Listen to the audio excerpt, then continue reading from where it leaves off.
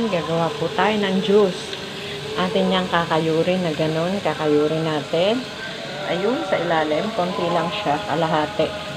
At ayan na po. Ready na. Ayan na yung nakayod natin. Ayan siya. I-blender natin. At ayan po. Konting tubig. Ayan. Kasi lalapot siya eh. Ayan, lagyan ko siya ng tubig. Almost ha.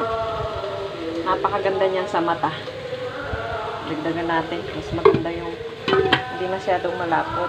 At ayan na po, ang ating niluluto ay ating gagawain juice. At yan ay napakaganda sa ating katawan. Kadali nating mag-bowl yan. Ayan. Hayaan natin siyang umikot ng umikot.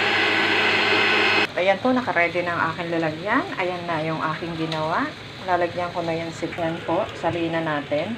Ayan. Ayan.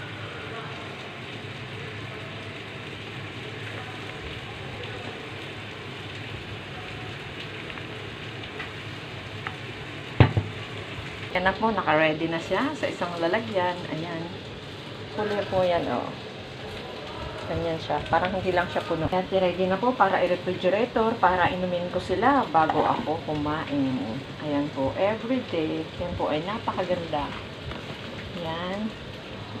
Papaya po yan. Walang tubig lang po yan. Konti at saka yung papaya. Walang asukal, walang kahit ano. Yan po ay inumin natin sa atin tuwing umaga bago kumain.